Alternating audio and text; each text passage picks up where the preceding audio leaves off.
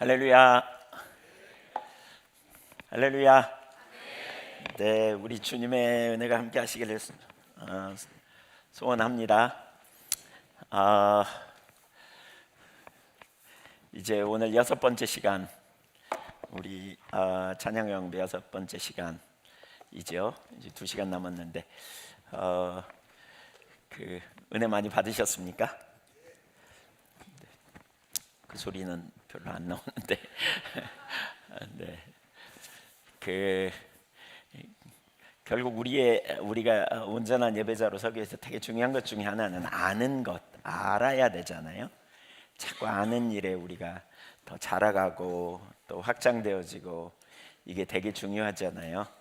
그래서 그런 부분들이 우리 가운데 더 이렇게 깨달아지고 비춰지고 이런 게 참 중요하기 때문에 우리가 더 이렇게 배우려는 열망을 가지고 나가는 게 참 귀하다 이런 생각이 듭니다.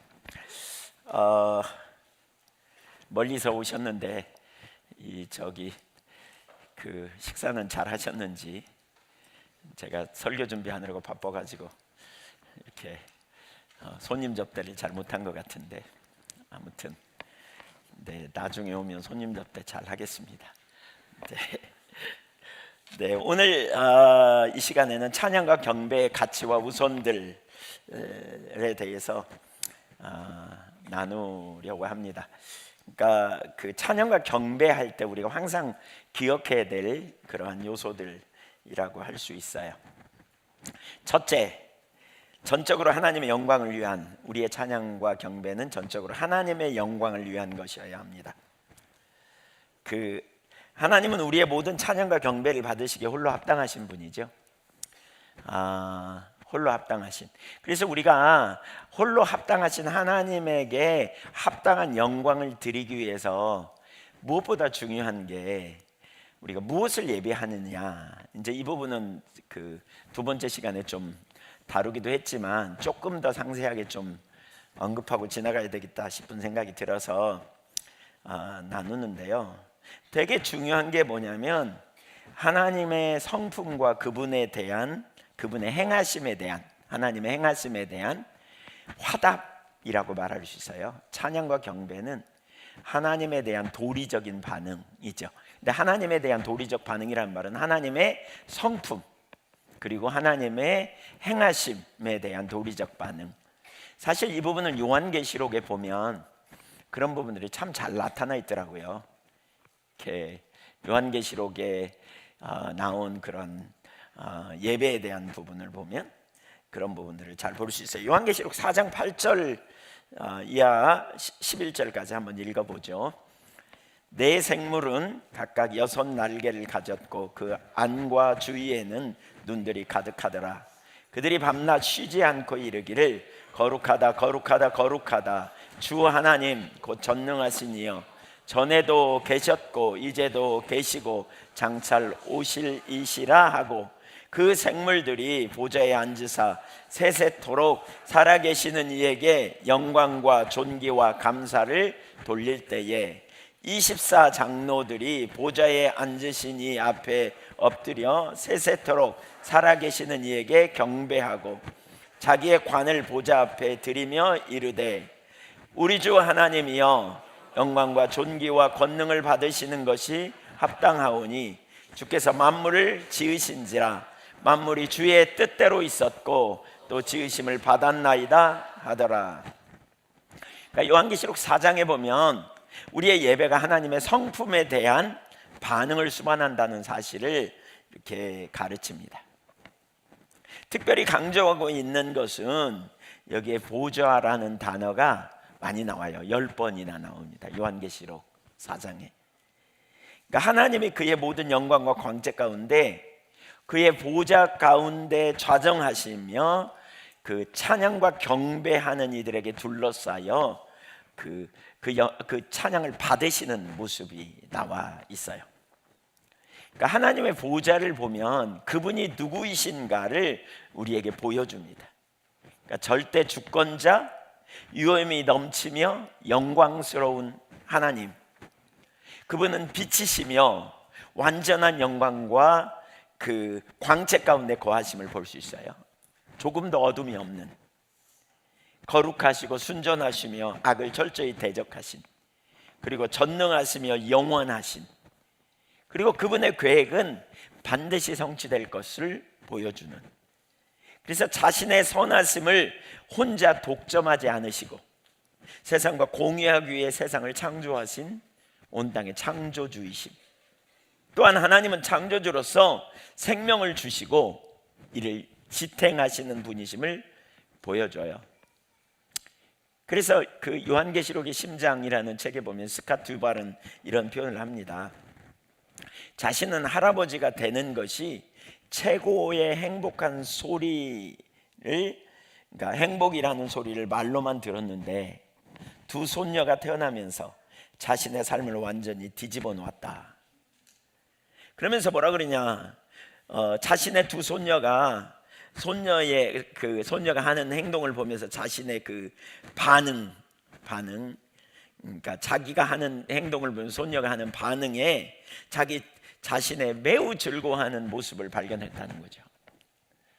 자신이 손녀들의 미소를 짓고 웃으며 호기심 어린 눈빛을 보이거나 안아줄 때 알아듣지 못하는 옹알이로 말을 할 때 말로 형언할 수 없는 순수한 기쁨을 맛보았다, 이렇게 표현해요. 그러면서 뭐라 그러냐면, 그대로 읽어보면 손자 손녀가 할아버지 할머니와 좋은 관계를 유지할 때 반응하는 것처럼 참된 예배는 언제나 하나님께 대한 우리의 반응을 수반한다. 그러나 우리는 하나님께 반응하기 전에 그분이 어떤 하나님인지를 이해할 필요가 있다. 어린 아이들은 자기에게 잘해주는 사람을 잘한다. 그래서 따르거나 싫어한다. 이처럼 우리가 하나님을 예배하기 위해서 친밀한 교제 가운데 있기 위해서는 하나님에 대한 낯설음이 제거되어야 한다. 하나님이 얼마나 사랑이 많으시고 아름다우시며 능력이 크시고 긍휼이 많으시며 거룩하시고 진실하시며 베풀기를 좋아하시는지를 알고 느끼게 된다면 우리 역시 그분에게 반응하고 그분을 사랑하게 될 것이다. 우리가 하나님을 알면 알수록 하나님을 더 깊이 신뢰할 수 있다. 어제 그랬죠. 우리의 예배의 대상이신 하나님을 아는 것, 이것이 우리가 그 하나님을 한 마음으로 예배하기 위한, 그 마음을 다 예배하기 위한 준비 조건이다. 제가 그런 표현을 했는데요. 하나님은 우리에게 생명을 주셨고 부활의 생명에 참여하게 하셨잖아요. 독생자를 아끼지 아니하셨고 우리를 사랑하시기에 우리를 유하시는 분이심을 아는, 그래서 그분은 우리를 속이거나 배반하지 않는 완전하신 주님이시죠. 그래서 그 모든 악에서 구하시고 우리에게 영원한 집을 주실 것을 신뢰할 때에 이런 믿음 가운데서 우리가 하나님 감사합니다, 이렇게 하나님을 찬양하는 것, 이것이 우리 예배라는 거예요. 확신이 없이 그냥 성경이 그러니까 막연하게 이렇게 하는 게 아니라, 그러니까 하나님께 진정한 예배가 되려면 하나님에 대한 진리에 기초하여, 감정이 아니라 그 진리에 기초하여, 말씀에 기초하여 하나님께 나아가는 것, 이것이 예배라는 거예요. 또 하나, 우리가 하나님의 행하심을 올바로 아는 게 되게 중요해요.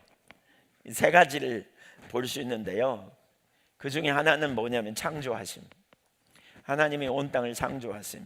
이 부분은 뭐 지난번에도 살펴봤잖아요. 근데 그 4장 11절에 보면 이렇게 말하죠. 우리 주 하나님이여 영광과 존귀와 권능을 받으시는 것이 합당하오니 주께서 만물을 지으신지라. 이 만물을 지으신 하나님을 찬양하는 것은 뭐냐? 우리가 피조물임을 시인하는 것이고요, 우리의 존재가 그분 손에 있음을 고백하는 신앙 고백이라고 할 수 있어요. 하나님이 만물을 지으셨습니다. 저도 지으셨습니다. 제 인생이 하나님 손에 있습니다. 이 고백인 거죠. 이거 또한 저는 이 하나님이 새 창조의 역사를 얘기할 때, 그러니까 창조의 역사를 이룰 때 창조하신 하나님을 생각할 때 꼭 같이 가야, 짝을 이뤄서 같이 가야 되는 게 있다고 생각해요. 하나님은 창조하셨잖아요. 그러나 하나님은 또한 새 창조를 이루시는 분이시라는 거죠. 과거의 창조하심으로 끝나는 게 아니고 하나님이 새 창조를 이루실 분, 그러니까 하나님이 새 창조의 역사를 이루시고 우리를 그곳으로 인도하시는 분, 그렇죠? 이미 새 창조의 역사를 하셨어요. 시작하셨어요. 그게 뭐예요? 저와 여러분 안에 거듭남, 새 생명을 주신 거, 이게 새 창조의 역사죠. 그리고 새로운 성품을 주시는 거, 이게 새 창조의 역사예요. 그리고 새 하늘과 새 땅을 창조하셔서 우리를 그 나라로 이끄실 것에 대한 기대감. 그러니까 우리의 찬양 속에 찬양, 하나님 창조하셨습니다, 하나님 잘하셨습니다, 그뿐만이 아니라, 그래서 저는 하나님 피조물입니다. 근데 그뿐만이 아니라 더 나아가 뭐예요? 하나님은 약속대로 이루실 능력이 있는 새 창조 역사를 이루실 하나님이심을 신뢰합니다. 이런 고백에 같이 가는 거죠. 하나님에 대한 온전한 신뢰. 그 다음에 하나님 행하신 일 중에 중요한 두 번째 요한계시록에서 다루는 주제가 뭐냐면 구속하심이죠. 이 부분 뭐 이미 첫날 좀 이렇게 살폈어요. 두 번째 시간에. 찬양 경배가 뭔지, 그러니까 찬사의 경배의 내용이죠. 근데 그 구속하심, 에베소서 5장 아닌가 요한계시록 5장 11절부터 14절까지 보면 이 부분을 잘 다루고 있고요. 그래서 넘어가려고요. 그 다음에 또 그 요한계시록에 나타난 아주 중요한 한 가지가 뭐냐면 찬양의, 그러니까 그 예배의 재료죠. 우리가 경배의 재료, 하나님을 경배할, 찬양하는 그 재료가 뭐냐면 미래에 행하실 하나님의 일들에 대한 찬사를 가지고 가요. 5장은 하나님의 백성을 나라와 제사장으로 삼으신 예수님을 예배하고요. 그러니까 미래의 하나님을 섬기며 그와 함께 다스리실 것에 대한 찬양하는 거죠. 미래의 하나님 행하실 일. 11장에 가면 일곱 번째 나팔 소리가 날 때 하늘에서 큰 음성이 세상 나라가 우리 주와 그리스도의 나라가 되어라고 선포하여, 이로 인해 24장로는 영원한 통치를 시작하시는 하나님을 예배합니다. 그러니까 미래의 하나님이 행하실 가장 놀라운 일 중에 하나는, 이 두 가지 외에도 가장 놀라운 일 하나는 결혼식입니다. 혼인잔치. 그러니까 실제로 거행되는 혼인잔치가 찬양의 제목이에요. 그러니까 요한계시록 19장에 그날에 우리가 주님의 거룩한 신부로 주님, 신랑 되신 주님을 만나 혼인할 그 잔치에 참여할 그날을 보며 요한계시록은 그날을 찬양하고 있거든요. 요한계시록 19장 6절 7절 한번 읽어볼까요? 요한계시록 19장 6절 7절 시작. 또 내가 들으니 허다한 무리의 음성과도 같고 맑은 물소리와도 같고 큰 우레소리와도 같은 소리로 이르되 할렐루야.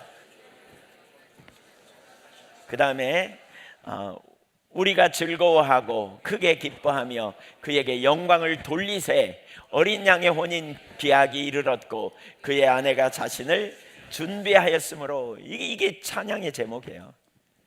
그러니까 그날의 하나님을 찬양할, 하나님을 예배할, 이게 이제 하늘나라 천사, 하늘나라의 예배 중에 하나죠. 미래에 이루실 하나님의 나라, 그날을 바라보면서 우리는 이 땅에서 그 주님을 찬양하는 거죠. 주님이 이루어 놓으실 그날.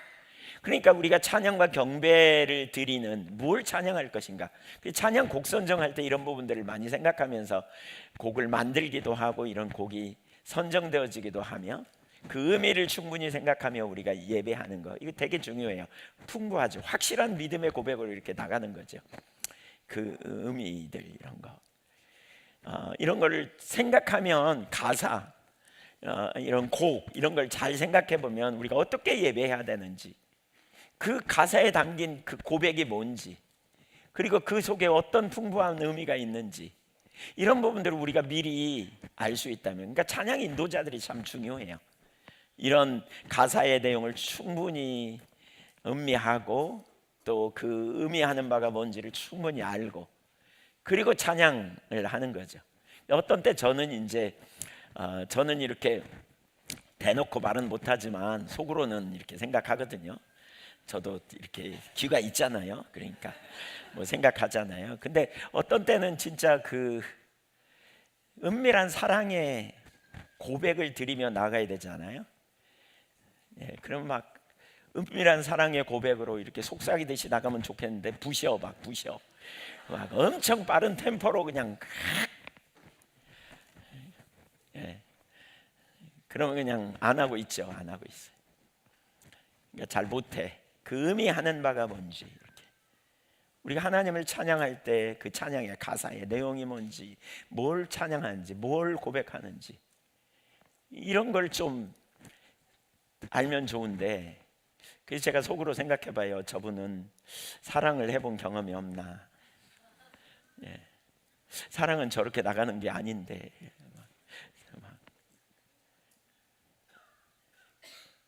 그러니까 한편으로는 이제 이런 부분들에 참 우리가 염두에 두는 게 참 중요하다 싶어요. 이런 것들이 우리가 하나님을 찬양하는 이유요 근거고, 이런 의미를 담고 하나님의 영광을 위해 찬양하고, 그분의 성품을 찬양하면서 그냥 입으로만 찬양하는 게 아니죠. 그 성품, 하나님의 어떤 분인가를 생각하며 그 의미를 기억하고 하나님의 하나님 되심을 높이고 송축할 때 훨씬 더 우리가 믿음의 고백이고, 그 하나님 앞에 우리의 온 마음을 실어 예배하는 이 자리로 가는 거죠. 그래서 하나님의 성품과 하나님의 행하신 일, 능하심으로 이루신 일에 대한 도리적인 반응. 그래서 어떤 분은 이런 설명돼요. 찬양은 우리가 하나님 앞에 믿음으로 나간다면, 경배는, 찬양과 경배를 분리해서 이런 표현도 해요. 찬양은 우리가 믿음으로 나간다면, 찬양하는 가운데 우리가 하나님을 찾으면 하나님이 임재하시면서 임계점을 넘어서 비행기가 이륙하는 것처럼 올라가잖아요. 그렇게 되면 하나님이 누구인가에 대한 성품을 알게 되고, 또 그분의 의도가 뭔지를 알게 되면서 도리적인 반응이 경배다. 우리가 하나님을 찬양할 때 하나님이 얼마나 전지하신지, 전능하신지, 사랑이신지, 우리를 구원하신 은혜가 얼마나 놀라운지를 인식하게 될 때, 그 다음에는 도리적인 반응으로 그냥 경배가 된다는 거죠. 이렇게 경배가 되는 거예요. 그냥 내 안에 그냥 나도 모르게 그냥 내 속에서 끓어오르는 기쁨과 감격으로 이렇게 나간다, 이런 표현도 하거든요. 우리가 하나님을 찬양할 때의 핵심 목적은 하나님을 영화롭게 하는 것. 근데 영화롭게 하는데 그냥 불러 제끼는 게 아니에요. 가사 내용 안 보고 그냥 익숙한 멜로디에 그냥 끌려가는 게 아닌 거죠. 그 가사 하나하나 잘 살피고. 우리 지금 찬양팀 어디 있나요? 최광신 목사님, 네. 이따가 좀 한 찬양 두세 곡 하도록 준비해 보세요. 예. 그러니까 어떤 의도와 어떤 내용이 있는지 이런 부분 감안해서 한번 곡 선정도 해보시면 좋겠어요. 그러니까 저는 이런 의미, 우리가 그 곡의 내용을 가만히 묵상해 보면서 이런 부분을 담아서, 그게 당연하잖아요. 하나님의 하나님 되심을 높이는 건데, 그분의 성품을 높이고 그분이 행하신 일에 대하여 정말 잘하셨습니다 주님, 우리가 찬사를 드리는 건데, 그 의미하는 바가 뭔지 잘 모르면, 그리고 거기서 나아가 그렇게 하셨으니까 앞으로 이렇게도 하시겠구나, 여기까지 나아가는, 이게 우리가 진짜 하나님을 영화롭게 하는 자리로 서는 거죠. 이제 그래서 찬양과 경배가 진실로 영광을 위한 것이다, 몇 가지를 봐야 되는데요. 첫째, 찬양은 사람을 위한 것이 아닙니다. 히브리서 13장 15절에 그러므로 우리는 예수로 말미암아 항상 찬송의 제사를 하나님께 드리자, 이는 그 이름을 증언하는 입술의 열매니라. 항상이라는 단어를 우리가 주목해 볼 필요가 있어요. 그러니까 찬양과 경배를 드릴 때 우리 마음이 뜨거워지고 기쁨이 넘칠 수 있습니다. 우리가 하나님께 나갈 때 아까 임계점을 지나 이륙하는 것처럼 우리가 하나님 앞에 나가면 깊은 예배로 나갈 때 그렇죠. 그러나 우리가 그 찬양과 경배를 통해서 그 하나님이 주시는 그 기쁨과 그 감격을 사람을 통해서 만들어내려고 해서는 안 된다. 지금 그 얘기하는 거예요. 그 얘기하는 거예요. 그러니까 근본적으로 사람을 위한 것이 아니고 하나님을 위한 것이다 라고 말할 때, 자칫하면 찬양 인도자들이 소위 은혜를 끼치는 수단으로 여기는 거예요.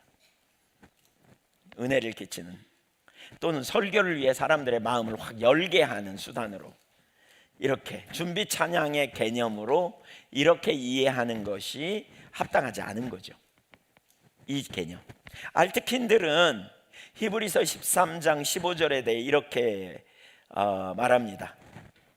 찬양의 제사, 인용하는 것들은 좀 올려주면 좋은데, 눈치 있으면 올려주실까? 눈치 없다는 말은 아니고, 네. 네. 그 사이에 또 전화가 왔네. 주님이 전화를 주셨나? 네. 네.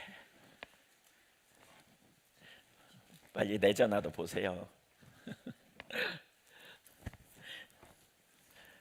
찬양의 제사, 이 단어는 우리의 희생을 의미한다. 즉 자기 부인을 의미한다. 우리 마음대로 하나님께 예배를 드리는 것이 아니라 우리 자신이 내려지는 것을 말한다. 우리가 우리 자신에 대해 잊어버리는 것을 의미한다. 그러므로 하나님을 예배하러 모일 때 우리는 우리의 목적이 하나님을 기쁘시게 하기 위한 것인가, 아니면 우리 자신들을 기쁘시게 하기 위한 것인가 라는 핵심적인 질문을 끊임없이 해야 한다. 그러니까 끊임없이 나를 위한 것인가, 주님을 위한 것인가, 끊임없이 질문해 봐야 한다는 거죠. 근데 오늘날 이런 개념을 잃어버리고 설교를 듣기 위한 준비 개념이나 사람들에게 은혜를 끼친다는 생각으로 찬양 경배를 하는 것이 일반적인 관점이에요. 보편적으로 제가 저희 지방에나 저희 교단이나 이런 데 가면, 어떤 데 집회 가면 그러잖아요. 집회 앞두고 준비하는 개념으로 우리 찬양하는 거죠, 대부분이. 그러니까 왜 그럴까요? 찬양 경배가 무엇인지를 이해 못해서 그래요. 찬양 경배 그 자체가 예배다, 이걸 이해 못해서 그래요. 그러니까 찬양 경배로 이해하는 관점이 아닌 거죠. 근데 찬양 경배 그 자체가 예배예요. 만약에 찬양 경배가 진짜 예배인 것을 우리가 인식한다면 어떻게 할까요? 하나님이 기뻐하시는 예배가 무엇일까? 어떻게 찬양 경배를 통해서 하나님 앞에 나갈까? 이 부분을 깊이 생각하겠죠. 우리가 누군가를 만나 선물을 하나 구입해도, 살려고 해도 뭐가 기뻐하는가? 상대방이 기뻐하는 게 뭘까? 무슨 선물을 사주면 기뻐할까? 이런 생각 하잖아요. 하물며 우리가 하나님이 기뻐하시는 예배, 찬양 경배가 예배라면 어떻게 하는 것이 하나님이 기뻐하실까? 그리고 우리가 찬양 경배를 그냥 불러 제끼는 게 아니고 그 하나하나에 온 힘을 다해 하나님을 예배하겠죠. 예배하겠죠. 사람에게 보이려고, 사람들을 위한 예배가 아닌 거죠. 시간 아니 그냥 있기, 그러니까 그냥 시간 때우기 위해서 찬양하는 것처럼. 이거 아니잖아요. 두 번째, 인도자가 먼저 경배해야 합니다. 찬양은 하나님께 드리는 예배이기 때문에 찬양을 인도하는 사람이 먼저 하나님을 예배해야 합니다. 좀 아는 것 같아도 잘 들어보십시오, 여러분. 매우 중요한 포인트들이 있습니다. 그러니까 4장과 5장에 보면, 요한계시록 4장과 5장에 천상의 예배, 그 위에도 되게 많이 나와요. 정말 많이 나와요. 요한계시록은요 1장에서 사도 요한이 하나님을 예배할 때 환상을 보는 장면이 나오고요, 요한계시록 22장에도 예배로 끝나거든요. 그래서 예배에 대해서 가장 많이 다루는 부분이 요한계시록이에요. 그 말은 하늘에 가서 우리가 줄기차게 예배한다는 거예요. 그러니까 요한계시록 새 하늘과 새 땅을 생각하면 우리가 예배를 배워야 돼요. 부지런히 배워야 돼요. 그래서 예배로 시작해서 예배로 끝나는 게 요한계시록이거든요. 어마어마하게 많이 다뤄요. 근데 하늘의 예배에서 보면 우선 스랍들이, 그러니까 오늘날로 말하면 찬양 인도자들이 이제 하나님의 영광의 보좌를 바라보면서 자신의 모든 것으로 하나님을 경배하거든요. 그러면 이제 그 인도를 따라 24장로들과 천천만만의 천사들과 모든 피조물들이 함께 하나님을 향해 하나님의 영광을 바라보며 예배하죠. 우리가 드리는 찬양, 그러니까 경배에서 중요한 가치관은 찬양 인도자들이 가장 먼저 예배하는 자로 서야 한다는 것이죠. 그러니까 찬양 인도자들이 예배하면요, 다른 사람이 함께 경배로 들어가요. 만약 찬양 인도자들이 초점을 사람에게 맞추고 분위기를 띄우려고 한다면 전체적으로 예배 안 될 거라는 거죠. 사실 오늘날 교회들 가운데 이런 분위기가 팽배하죠. 아까도 나누지만 소위 은혜 끼치려고 하는, 사람들에게 뭔가 이렇게 감동을 주려고 하는, 그러니까 찬양 인도자의 초점이 사람에게 맞춰지는 거죠. 하나님께 아니라. 그러면 당연히 그건 합당하지 않은 거죠. 우리는 하나님께 우리의 예배를 드리고 경배로 나아가는, 그래서 하나님께 초점이 되어 있지 않으면 공연이 되는 거죠. 제가 과거에 오래전에 우리 그 어떤 그 자매가 이렇게 인도하면서 그러니까 키보드 하면서 인도했거든요. 근데 유난히 그게 더 많이 보였어요, 제게. 그래서 잘 얘기 안 하다가 어느 날은 제가 이렇게 물어봤어요. 오늘 연주해서 예배했어? 이렇게. 내가 볼 땐 연주한 것 같아. 그랬더니 그러니까 그냥 현란한, 잘 쳐요. 이거 음대 출신이어갖고 이거 피아노 전공해가지고 얼마나 잘 치는지 몰라. 그냥 듣고 앉아 있으면 공연해, 공연. 공연하지 말고 그냥 담백하게 하나님을 예배하고 나가면 우리가 하나님 그냥 이렇게 같이 예배하는 거야. 이렇게. 이게 진짜 중요하잖아요. 찬양 사역자 앤디 팍이라고 하는 분은 이런 표현을 해요. 어떤 순간 찬양하면서 자기가 사람들을 의식하는 모습을 본대요. 근데 앞에 서 보면 아시겠지만 사람 의식하는 일이 이렇게 의식 하나도 않고 서는 건 진짜 어려운 싸움이에요. 어려운 싸움이에요. 사람들이 어떻게 반응하는지, 어떻게 하는지. 저도 앞에 쓰잖아요. 그러니까 설교하면서 사람들의 반응에 휘둘리기도 하지만 제일 많이 휘둘릴 때가 언제냐면 기도 사역할 때요. 기도 사역할 때 사람들의 반응을 어떻게 끌어내 보려고 노력하는 걸 종종 경험해요. 제가 한 번은 우리 8찬지 9찬지 올림픽 역도 경기장에서 8찬 아니고 뭐 즉 어간이에요. 근데 올림픽 역도 경기장에서 집회할 때요, 진짜 그날 하나님 함께 하시더라고요. 설교 초반에 엄청 함께 하셨어요. 근데 어떤 순간 갑자기 임재가 확 거치고요, 죽을 팍팍 썼어요 그날. 그러니까 뒤에 가서는. 근데 대부분 잘 몰라. 근데 저는 알겠더라고요. 그날 속으로 죽겠어요. 그래가지고 이게 뭐지? 그리고 가서 숙소에 가서 저녁에 잠을 못 자고요, 앉아서 기도하는데 하나님, 제가 뭐가 문제입니까? 근데 그 순간에 그런 거 있죠. 제가 어떤 순간부터 임재가 끊어졌는지가 딱 보이는데 그게 언제냐면 긴 성경 구절을 제가 쫙 외웠거든요. 안 보고. 그랬더니 사람들이 와 그러는 거 있죠. 그 다음 순간부터더라고요. 그 바로 다음 순간부터. 교만함이죠. 사람들을 의식하는. 금방 그 자리로 가는. 찬양도 마찬가지라고 생각해요. 찬양인도, 제가 찬양 인도를 뭐 많이 안 해봐서 뭐 잘 모르겠지만, 특별히 저는 뭐 찬양 사역자는 아니니까. 근데 그런 반응에 안 흔들릴 수가 없게 되는 것 같아요. 아무래도 좀 평가받기 원하고 또 좋은. 근데 이런 부분에서 오직 하나님께만 초점을 맞추는, 그러니까 찬양 인도자가 하나님께 초점 맞추는, 지속적으로 찾는, 그리고 하나님과 지속적인 교제 가운데 있는, 이게 안 되면 어려워요. 하나님과의 관계가 막혀 있는데, 여러분 하나님과 친밀한 교제 안에 있으면 하나님 앞에 내가 있음을 인식하잖아요. 전 설교자로서도 제가 서지만 항상 제가 하나님 앞에 있음을 인식하려고 하거든요. 하나님 앞에서, 하나님 앞에 사는 삶. 그리고 깜깜한 뭐 밤중이나 혼자 일어나서 기도할 때도 제가 하나님 앞에 있음을 인식할 때 다 내리잖아요. 다 내려요. 그리고 오직 하나님 앞에 발견되기 원하는 열망을 가지고 설 때, 하나님과 나와의 개인적인 교제가 있으면, 여러분 이 삶의 핵심이죠. 왜 그래요? 우리가 있다 보면 누군가가 훅 치고 들어와. 그러면 자존심 팍 상하고 확 뒤집어져요. 어떤 때는 환경이 어려울 게 예상이 돼. 그러면 어떻게 해요? 어떻게 하지 이런 염려가 생겨. 근데 하나님 앞에 나가면, 하나님 앞에 밤이든지 새벽이든지 어떤 시간에 혼자 나가면 하나님 앞에 있으면 다 내려지잖아요. 이거 다 내려진단 말이에요. 자기중심적 옛사람의 본성이 우리 가운데 쫙 내려져요. 그리고 하나님께만 인식이 되어지는 거지. 그러면 무슨 일이 벌어집니까? 염려? 하나도 없어. 왜? 하나님이 정리하실 거니까. 기분 나쁜 거? 괜찮아. 하나님이 아시면 돼.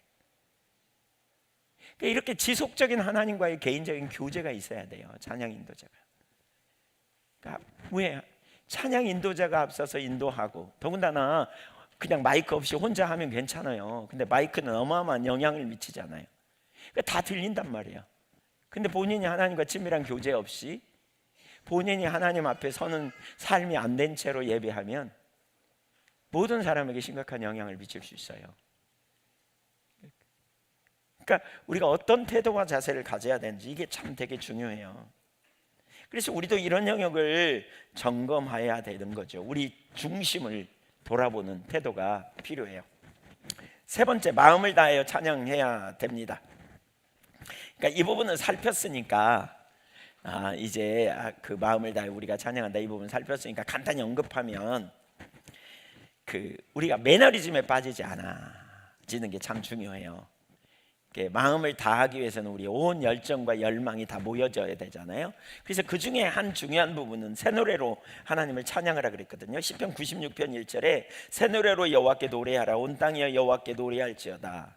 베트라 주석에 보면 여기 새 노래라는 새 노래는 새로운 하나님의 관심과 사랑이 끊임없이 아침마다 새롭듯이 하나님께 대한 찬양도 늘 새로워져야 한다, 이런 의미입니다. 예레미야 애가 3장 20절 보면 내 마음이 그것을 기억하고 내가 낙심이 되오나 이것을 내가 내 마음에 담아 두었더니 그것이 오히려 나의 소망이 되었사옴은 여호와의 인자와 긍휼이 무궁하심으로 우리가 진멸되지 아니함이니이다. 23절 같이 읽어보죠. 시작. 이것들이 아침마다 새로우니. 예레미야 애가 기자가 예루살렘의 멸망으로 인하여 마음이 너무 낙심이 됐다는 거죠. 우리 이런 경험하죠.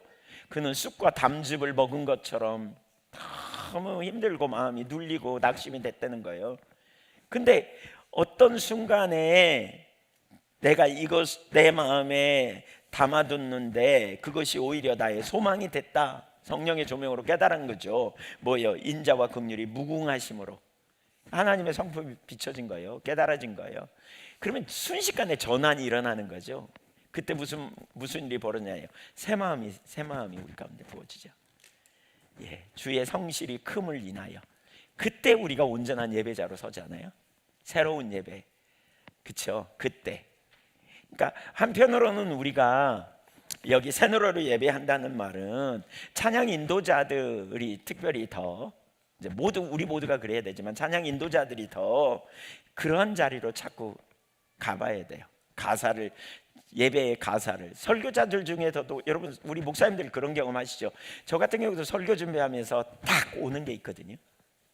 이렇게 설교 준비하면서 어떤 부분이 딱 깨달아지면서 나부터 거기 헌신하고 나부터 이렇게 삶의 은혜가 되고 이런 영역을 가질 때 설교가 강력하거든요. 어떻게 내가 확신을 가지고 더 나아가고 그것이 우리 안에서부터 내면에서부터 흘러넘치거든요. 이런 자세로 우리가 이러한 일들이 사실 전 찬양 인도자들에게 있어야 된다고 생각해요.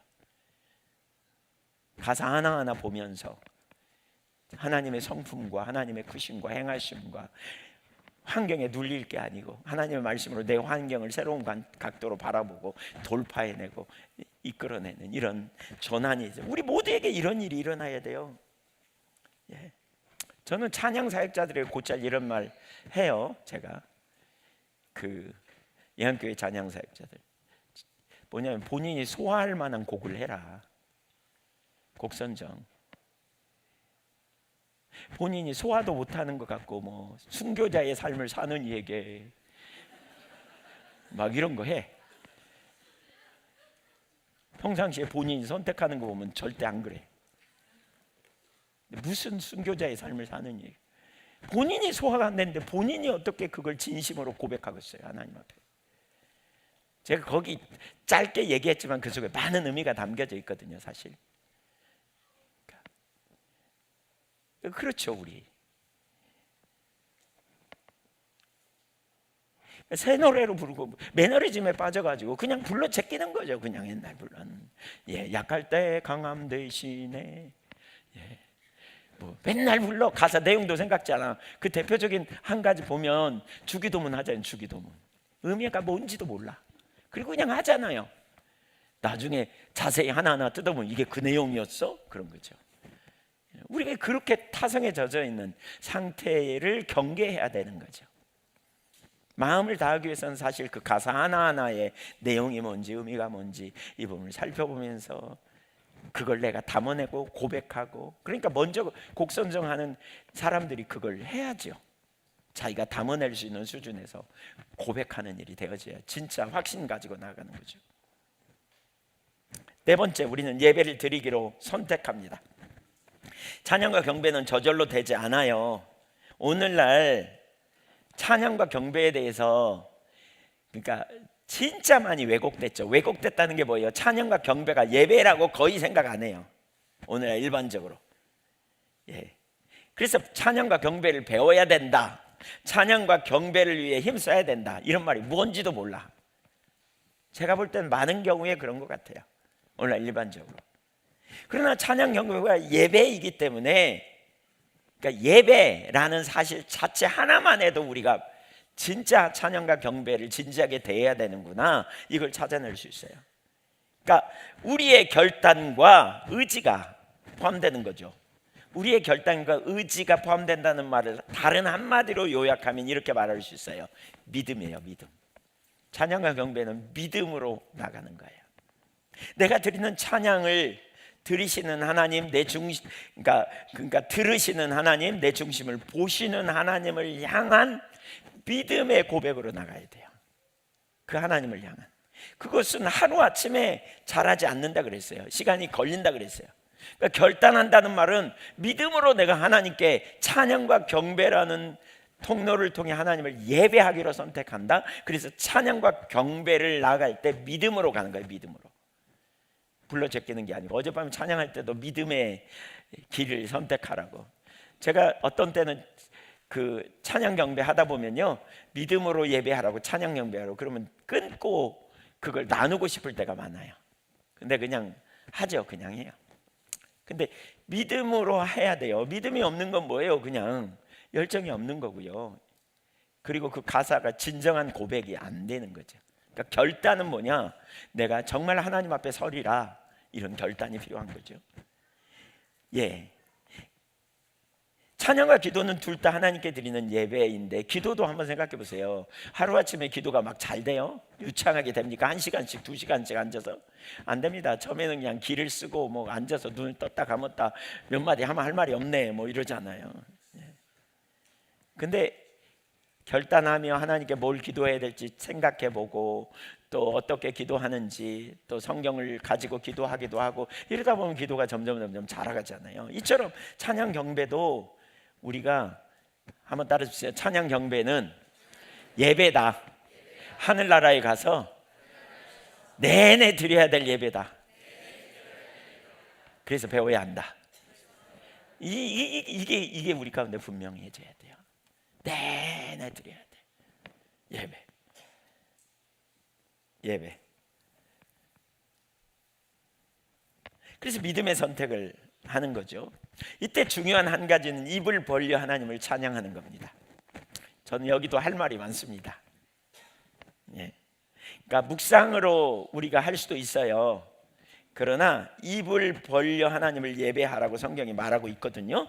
66편 1절, 시편 66편 1절 2절 봅니다. 온 땅이여 하나님께 즐거운 소리를 낼지어다.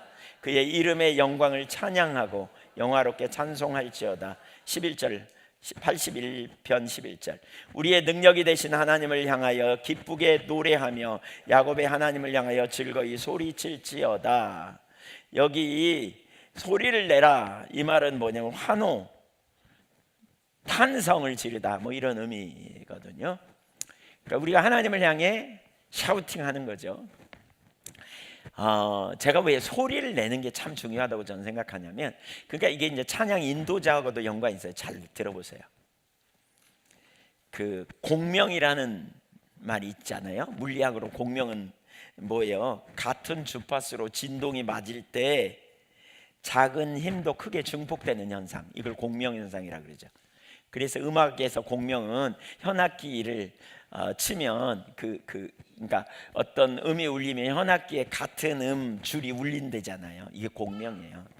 근데 영적인 공명이 있어요. 하나님의 말씀을 들으면 영적인 사람들은 영이 깨어나요. 말씀을 들으면. 그러니까 이게 영적 공명 현상이라 그래요. 어떤 사람이 이쪽에서 전심으로 하나님을 찬양하고 예배하잖아요. 그럼 그 예배를 들으면 그가 믿음이 별로 없을지라도 그 예배를 듣는 순간 하나님께 초점이 가요. 그런 현상 경험해 보셨어요? 네, 이게 영적 공명 현상이에요. 그래서 저는 이게 참 중요한 개념이라고 봐요. 그러니까 소리를 내어 찬양하는 유익이 있어요. 소리를 내어 찬양하는 유익. 믿음은 어디서 온다? 들음에서 난다 그랬잖아요. 근데 자기가 말하고 자기가 믿음이 생기는 거 있죠.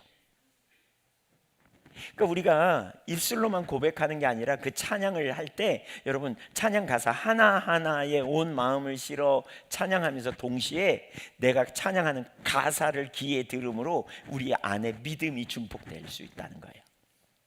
그뿐만이 아니에요. 우리가 이렇게 찬양하잖아요. 내가 그러면 다른 사람이 듣고 믿음이 증폭되는 자리로 가요. 제가 왜 찬양 사역자들이 중요하다 이 얘기를 반복해서 하냐면, 그리고 찬양 사역자들이 본인이 할 수 있는 걸 해야 된다는 말을 하냐면, 본인이 할 수도 없는 걸 가지고 소리 질러가면서 고백해봤자 하나도 영적 공명이 안 일어나요. 오히려 방해가 일어나요. 본인이 믿음으로 고백하면서 진짜 하나님을 향해 고백하면 다른 사람들이 같이 별로 경배 잘 몰라도요 따라간다고요. 따라가요. 왜냐하면 그 가사에 온 힘을 싣고 마음을 실어 예배하기 때문에 그래요. 예배하기 때문에. 저 개인적으로 저는 이제 찬양을 조그만하게 못하는 타입이거든요. 기질 과거에 우리 그 찬양 사역하는 최광신, 저 목사님 말고 또 최광신이라고 하는 전도사가 있었는데, 이거 녹음을 해보겠다고 갖다 놨다가 다 버렸대요. 그래서 왜 그러냐 그랬더니 한 사람의 목소리가 너무 커가지고 이렇게 버렸대요. 과거에 임태집 간사님이 항상 저한테 와서 말했어요. 목사님 목소리 좀만 줄여주면 안 돼요? 그래서 왜 그러냐면 목사님 목소리 때문에 내가 더 크게 해야 되는 것 때문에 제 목이 어렵다고. 개인적으로 왜 그런 줄 아세요? 제가 하나님을 향해 온 힘을 다해 찬양하거든요. 근데 이런 이야기도 많이 들어요.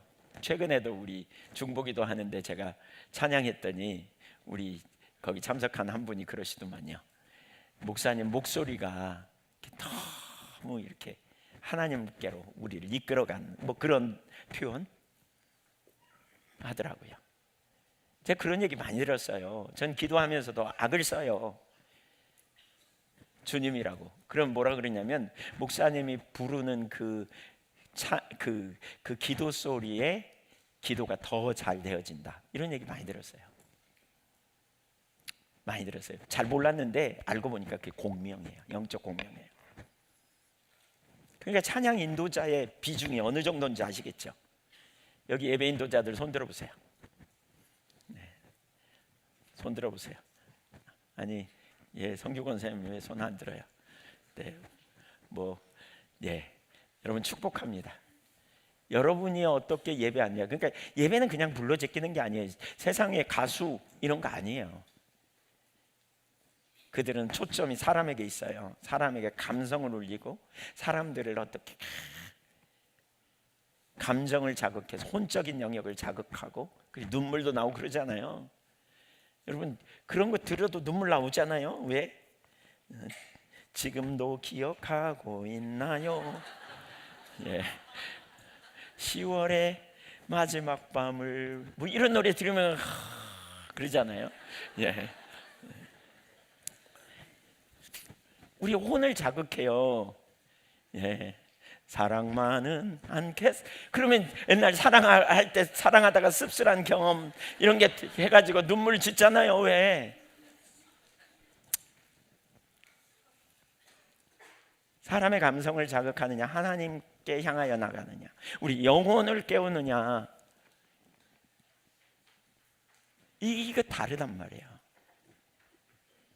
그러니까 예배 인도자들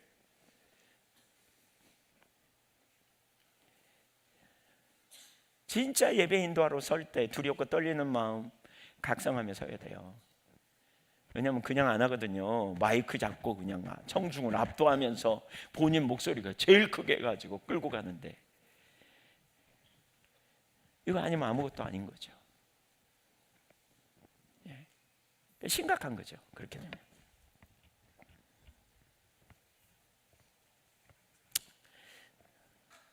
그래서 어떤 찬양 사역자인지 이름을 잊어버렸어요. 안식년을 맞아가지고 아프리카로 여행을 갔대요. 기타 하나 메고 그냥 여기저기 여행 다니다가 어느 시골 교회에 주일날 돼서 거기 가서 같이 섰대요. 근데 그곳에서 드리는 예배가 진짜 천상에서 드리는 예배와 같더래요. 깜짝 놀랐대요. 이분 세계적인 찬양 사역자인데, 그래서 어떻게 이런 예배를 드리지? 보니까 찬양 인도자가 따로 없는데 어떤 여자아이인데 목소리가 크고 아주 좋은데 그 아이가 끌고 올라가더라는 거예요. 사람들을 끌고 하나님께로 샥 나가도록 끌고 올라가더라는 거예요. 그러면서 하나님의 임재가 함께하는, 우리가 하나님의 임재를 강제로 끌어다니거나 이렇게 할 수 없어요. 하나님이 주권적인 분이시기 때문에 우리가 나갈 때 하나님이 우리에게 임재는 은혜죠. 그러나 임재가 설사 없다 할지라도 우리가 하나님을 향해 믿음으로 이렇게 우리 한 사람 한 사람이 나가면 그거야말로 성공적인 예배라고 하지 않겠어요? 당연히. 그리고 그런 예배에 하나님 임재하시겠죠. 그래서 올바른 중심의 태도가 얼마나 중요한지 몰라요. 그래서 예배에 성공하면요, 찬양 영배가 중요해요. 말씀은 하나님이 우리에게 주시는 거지만 우리가 하나님을 예배할 때 다른 사람의 찬양을 들으면서 내가 믿음이 생겨요. 제가 아침에 일어날 때, 이제 과거에는 많이 제 아내가 이제 그런 편이었는데, 일어나서 제 아내가 앉아가지고 이렇게 조용한 소리를 찬양을 해요. 근데 제가 그러면 이제 눈을 떠요. 그냥 조용한 소리, 잠 깨지 않을 정도로. 근데 눈을 깨면 그 찬양 소리에 저도 모르게 일어나면서 같이 찬양을 해요. 마음속으로. 하나님께 쫙 집중이 되죠. 이 영적 공명이에요, 이게.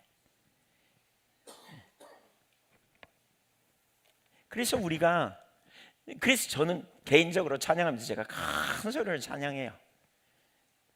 그러다 보니까 목이 이렇게 가버린 게 사실 그것 때문이거든요. 온 마음을 다해, 힘을 다해. 왜냐하면 내가 주님을 바라보며 주님께 내 마음이 이래요,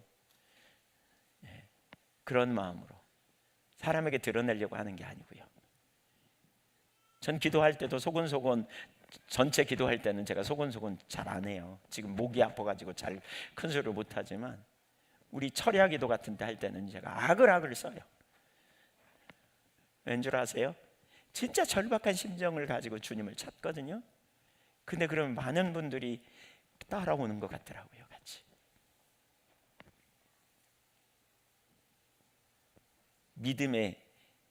우리가 믿음으로 가는 과정에 들음에서 나는 영적 공명이 있는 이 부분을 우리가 잘 기억할 필요가 있는 거죠.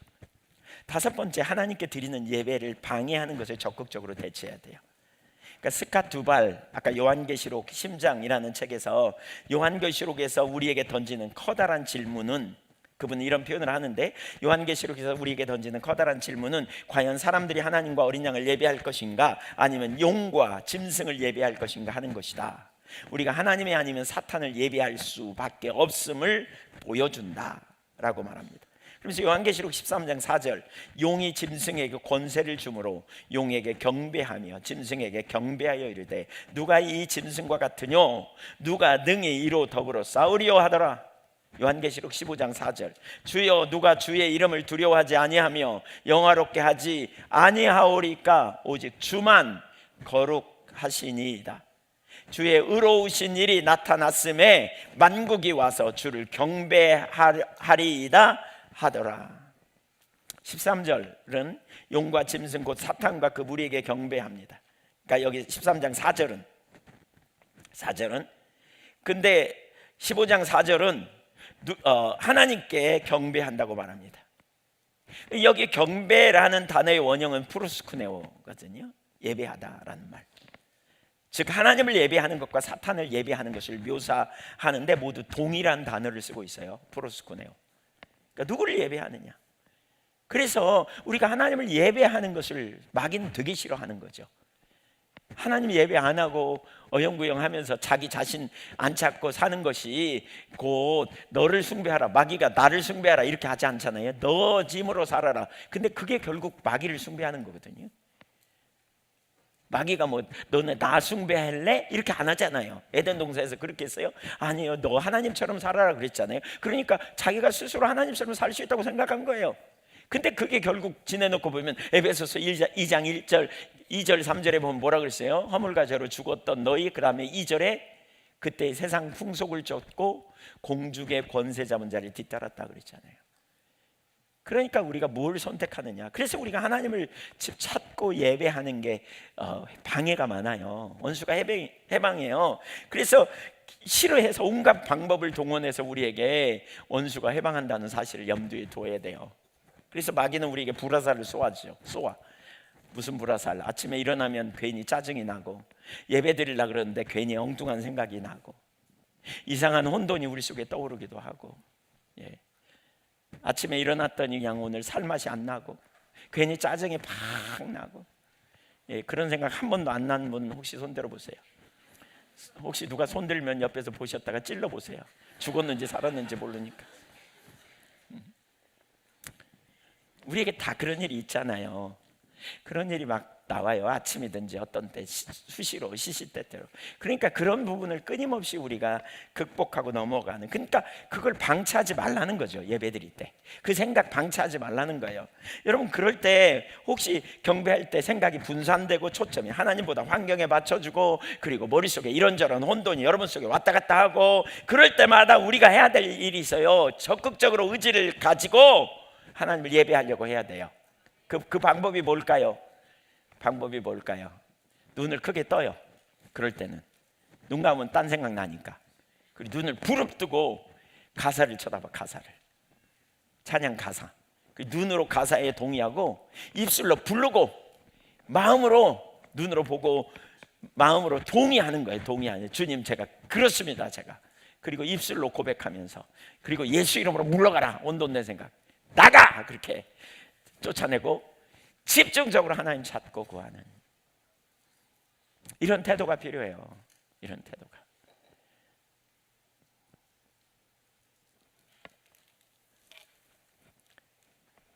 그렇게 해보세요. 적극적으로 해보세요. 우리에게 딴 생각이 적어도 그 시간에 들어올 여유가 없죠. 하나님께 회개하고 은혜를 구하면서 그렇게 나갑니다. 두 번째, 크게 두 번째입니다. 찬양과 경배를 통해 우리는 하나님과의 친밀한 교제를 추구합니다. 그러니까 찬양 경배의 가치관입니다. 첫 번째가 뭐라고요? 우리는 하나님께 영광을 돌린다. 찬양 경배를 통해 영광을 돌린다. 그러세요. 그러니까 진정한 예배자로 우리가 가는 거고요. 두 번째는 찬양과 경배를 통해 하나님과의 친밀한 교제를 추구하는 것입니다. 우리 신앙은 하나님과 친밀한 교제입니다. 제가 어제 그 부분 나눴는데, 인격적 교제, 이걸 우리가 잘 기억해야 돼요. 인격적 관계성을 하나님은 우리에게 말씀하세요. 우리가 찬양과 경배를 통해 오직 하나님을 높이고 하나님을 예배할 뿐 아니라 하나님과의 친밀한 교제를 추구해 갑니다. 다시 말해서 하나님을 더욱 알기를 추구하고 하나님을 더욱 사랑하기를 추구함. 그래서 시편 24편 6절을 보겠습니다. 이는 여호와를 찾는 족속이요 야곱의 하나님의 얼굴로. 그래서 모든 찬양 경배 예배의 기초는 뭐냐? 하나님을 찾는 것이고 인격체 대신 하나님 자신을 구하는 거예요. 하나님의 얼굴을 구한다는 말은 파님이라는 말이에요. 파님. 그래서 얼굴로 함께 하실 때 생명이 넘치고요, 하나님이 하나님의 백성이 하나님을 떠나면 얼굴을 가리워요. 이건 뭐라고 말하냐면 학자들이 이것은 하나님이 인격적 관계가 깨진 것이다. 그래서 파님이라는 이 자체가 바로 하나님과 인격적 관계성을 담는 핵심 단어다, 이런 표현을 해요. 인격적 관계.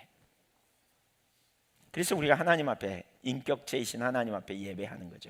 그러니까 내 혀의 말을 알지 못하시면 하나도 없는 내 행동과 내 마음을 다 아시는 하나님 앞에 예배하는, 그러되 무엇보다 하나님과 친밀한 관계를 원하는, 하나님 자신을 원하는, 동행하기를 원하고 함께하기를 원하는, 이게 이제 되게 중요하죠.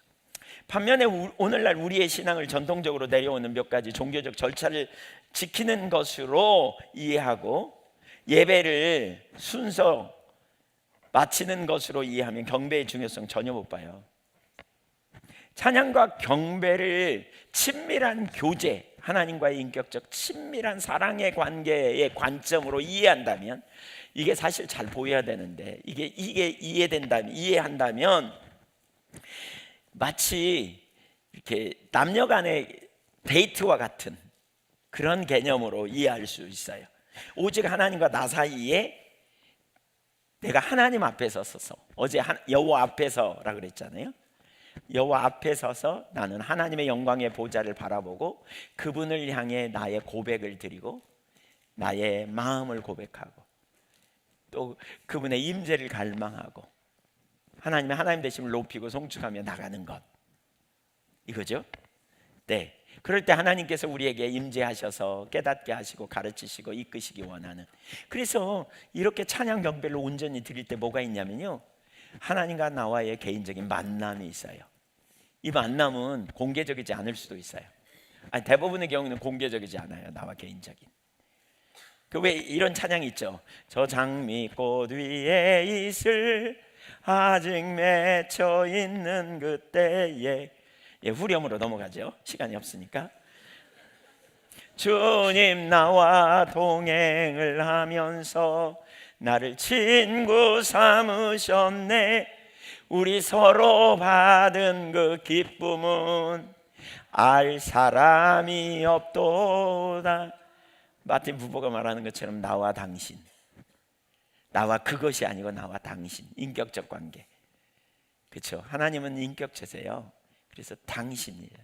나와 너, 나와 당신 사이에 개인적 교제가 있는 거예요. 그 뭐라 그래요? 알 사람이 없대. 다른 사람 몰라. 부부간에, 부부 사이에만 아는 비밀이 있잖아요. 다른 사람 몰라. 하나님과 우리 사이에 그러한 자리로 가는 거죠. 은밀한 중에 보이시는.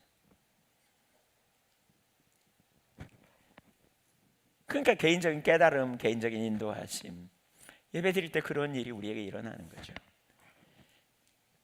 때로는 내 모습에 하나님 보시기에 뭐가 걸리는지도 알게 하시고, 때로는 나에게 어떤 마음을 알게 하시기도 하고.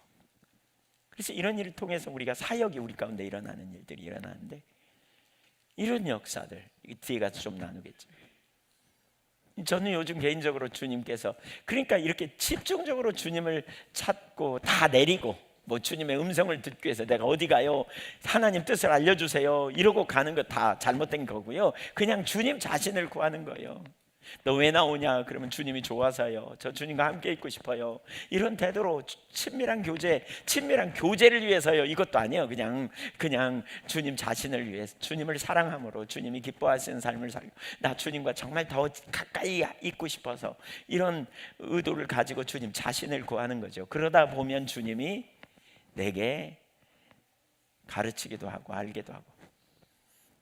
제 인생의 가장 큰 적이 뭐냐면 교만이거든요. 순식간에 교만으로 가요. 교만을 하면 어제도 나눴지만 자의식에 사로잡혀요. 내가 누군데, 이만하면 나 잘 가고 있는 것 같아, 나 그래도 괜찮지? 이 자의식에 빠지는 순간 우리가 옆으로 가거든요. 배우려는 자세도 없고 또 우월의식이나 자만심에 빠지고, 이게 가장 큰 적이에요. 저 같은 경우에 그걸 진짜 많이 경험해요. 근데 하나님 찾을 때 제가 조금만 옆으로 가려고 해도, 많은 경우에 조금만 아니라 조금 더 가겠네요. 더 갔으니까 그렇죠. 겸손해라. 이번 집회를 앞두고도요, 기도하는데 저에게 선명하게 하나님 주시는 게 있었어요. 선명하게 겸손하면 내가 할 거야. 염려하지 마. 이번 집회 내가 할 거야. 첫날 찬양하는데 그런 그림을 보이셨어요. 갈대가 되게 많이 이렇게 있는데 그 갈대 그런 갈대가 이제 되면 꺾여지잖아요. 이렇게 다 나중에 겨울 지나면 이렇게. 근데 거기 밑에 그런 그림이 보이세요. 시퍼렇게 새싹이 나고 있는. 제가 이번 집회에 하나님이 정말 귀한 일을 하시겠구나 속으로 이런 생각이 들었어요. 어떻게 여러분 속에 나고 있나요? 싹 트네 싹 터요. 뭐 싹이 트고 있어요 지금? 네, 찬양 경배에 대한, 예배에 대한, 하나님에 대한 새로운 열망, 새로운 관점, 새로운 기준, 새로운 길, 거룩한 열망, 이런 게 나겠구나. 언제? 찬양 경배 시간에 온 마음 다해 하나님 찬양하고 경배하고 그렇게 나갈 때, 그러니까 친밀한 교제를 향해 나가는 거죠. 사랑의 노래 드려요 나의 구주 예수님께. 영광의 보좌를 향하여 이런 고백할 때도 오직 하나님께 하는 거잖아요. 주 행하신 일 감사해요 내 사랑하는 귀하신 예수. 난 기뻐요 주가 날 부르사 주의 소유 삼으심을. 주님의 사랑의 품에, 영광의 보좌를 바라보고 정말 주님 품에, 주님의 임재 안에 내가 거하기 원하고 생명 안에 거하기를 원합니다. 하나님, 단순함을 가지고 친밀함을 사모하면 열망하는 하나님, 제가 하나님 편이에요. 저 하나님 거예요. 저 하나님 기뻐하시는 길에 서기를 원해요. 이렇게 친밀함을 추구하는 거예요. 우리가 예배를 통해서. 그러려면 어제도 좀 나눈 부분과도 연관이 있지만 사람 의식하는 거 내려줘야 되고요. 사람, 환경 의식하는 거 내려줘야 돼요. 그 다 내리고 그냥 주님 앞에 어린아이처럼 가는 거예요. 주님 한 분이면 충분하고. 근데 이게 참 어려워요. 제가 그 중보기도 하면서 어떤 때 제가 찬양 인도하면, 아니 그러니까 여기서 기도에 인도하다 보면 제가 기도하면서 사람 의식될 때가 참 있어요. 그래서 한편으로 이해도 돼요. 사람 의식하면서 찬양할 수 있는 것도 이해도 되는데, 근데 자꾸 그 훈련해야 돼요. 그 훈련. 사람 앞에서가 아니라 하나님 앞에서 하는 거죠. 그래서 다윗이 그랬던 것처럼, 그렇게 어제 다윗이 그렇게 나갔잖아요. 그렇게 베봇을, 그러니까 하나님 앞에서 겸손함으로 열정을 다해. 아니 세상에 다윗 같은 절대 권력의 왕이 그렇게 뛰면서 하나님을 예배했다는 거, 우리 같은 유교 문화에서 이게 정말 쉽지 않잖아요. 저도 저보다 여기 앞에서 뛰라 그래도 못 뛸 것 같아요. 제가 저는 원래 그 관절이 저주받은 관절이어갖고 이렇게 춤 못 추지만, 근데 그렇게 하기가 어려운 것 같아요. 진짜 어린아이처럼 뛰는 거죠. 어린아이처럼. 누구 의식하지 않고 어린아이가 엄마 아빠 품에서 하는 것처럼 이렇게 하는, 참 얼마나 놀라운가 이런 생각을 해보게 돼요. 네. 또 되게 중요한 한 가지는 마음을 터놓고 나가는 거죠. 친밀한 교제의 중요한 요소죠. 마음을 터는 거예요. 하나님 앞에 감출 게 없네. 하나님 앞에 감추려고 하는 거 바보예요. 바보예요. 상대방은 다 알고 있는데 나는 모르겠지? 그러고 있으면 얼마나 웃겨요. 그게 얼마나 웃겨요. 그래서 다 시편 61편 8절에 백성들아 시시로 그를 의지하고 그의 앞에 마음을 토하라. 하나님은 우리의 피난처시리로다. 시편 139편은 다윗은 9편에 보면 다윗이 한때 그랬던 것 같아요. 한때 하나님을 피해서 어떻게 도망가 보려고 했던 것 같아요. 그래서 바다 끝에 가서 거할지라도 주님은 거기 가시고, 진짜 바다 끝에까지 가보진 않았을 거예요. 음부에 내가 가서 거할지라도 주님은 거기도 계시고 그러잖아요. 근데 그만큼 하나님을 피해서 어떻게 살아볼까 했다가 항복했어요. 왜? 주님은 어디나 다 계시다. 무소부재하시다. 예. 주님은 편재하신다. 주님은 임재하시지만 편재하시죠. 한 곳에 계시지만 또 모든 곳에 계시는, 그래서 주님을 피할 수 없다, 이 의식으로 살았던 거죠. 그래서 적극적으로, 한번 따라주세요. 적극적으로 하나님 앞에는 내보여야 한다. 내가 가리려고 이만큼도 생각하지 마세요. 가리려고. 어린아이가 기저귀 엄마가 가려주는데 부끄럽사옵나이다. 그만하십시오. 이거 징그럽죠, 그렇죠?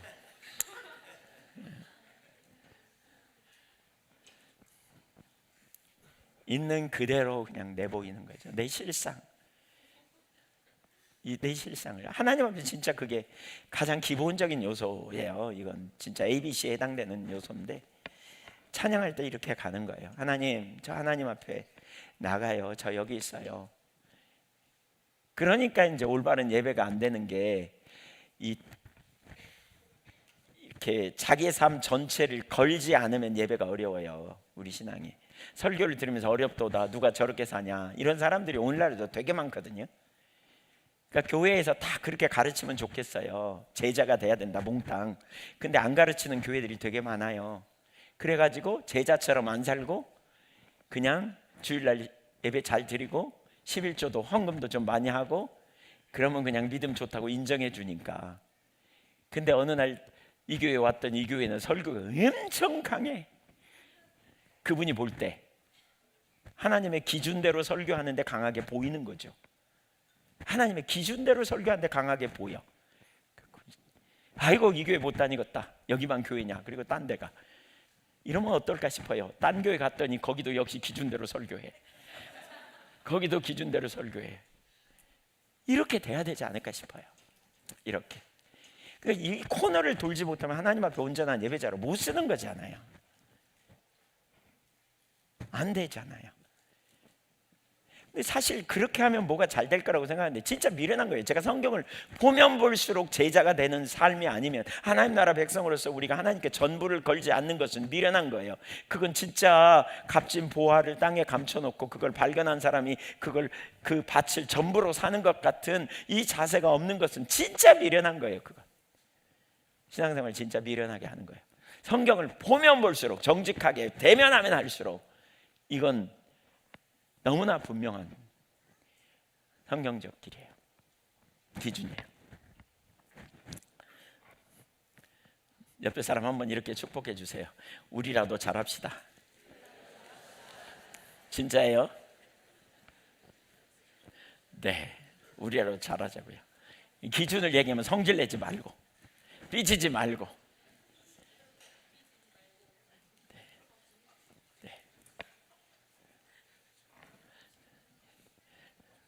세 번째, 사람을 조정하려고 하지 않습니다. 우리는 찬양 경배를 통해 사람을 조정하려고 하지 않습니다. 우리 신앙은 모든 면에서 자발적 참여와 선택입니다.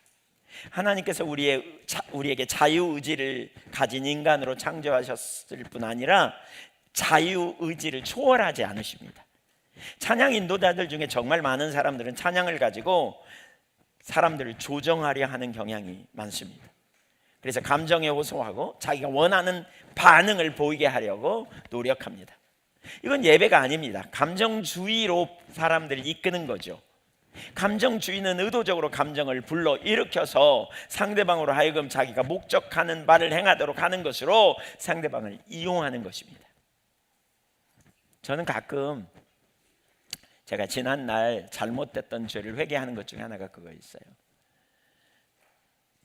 매번 그런 건 아니지만 어떤 때 제게 성령의 은사, 지식의 은사가 나타나고, 그럼 이 사람의 상태를 알게 되죠.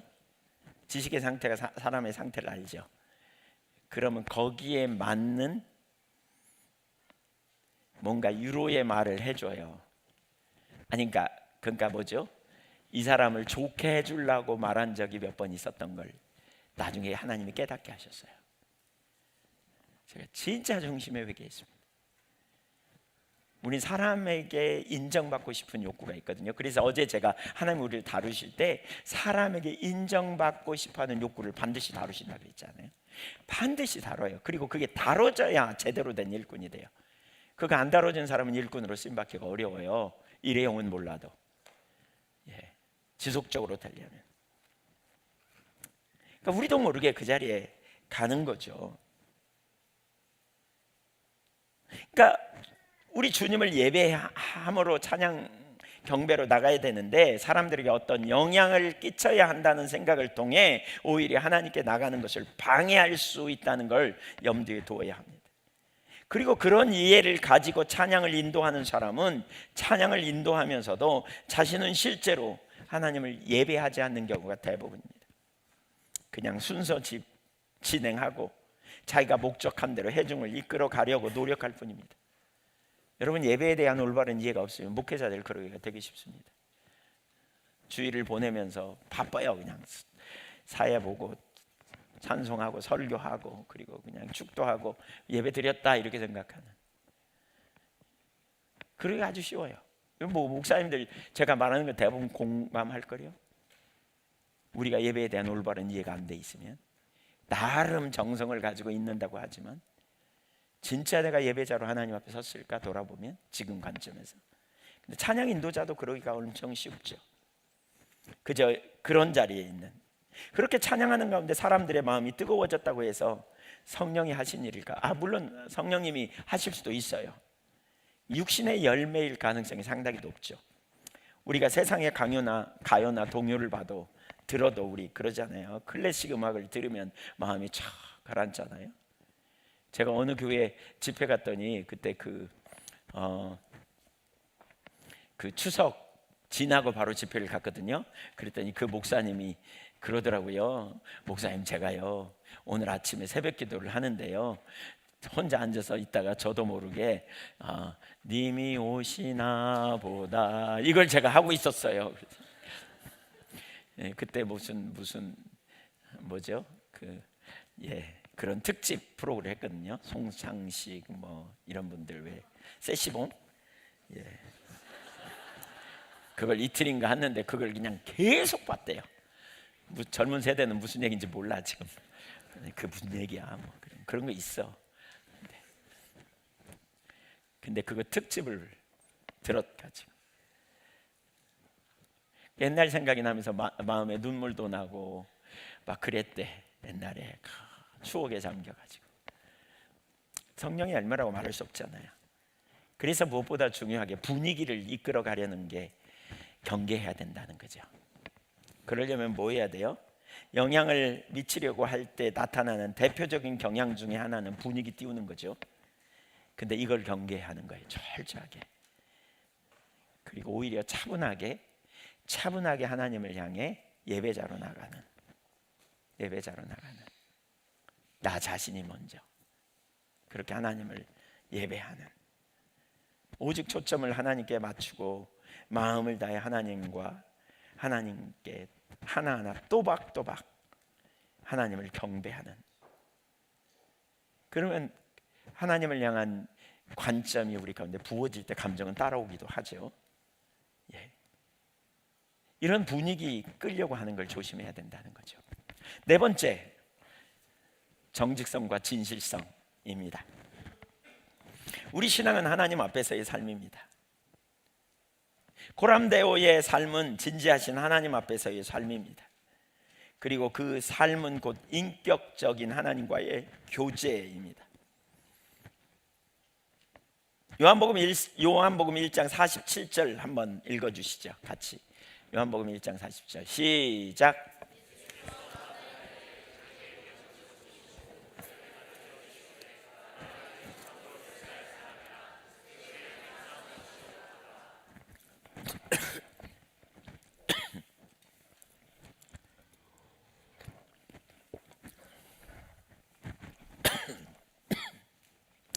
죄송합니다. 나다니엘을 얘기하죠. 그 속에 간사함이 없는 사람.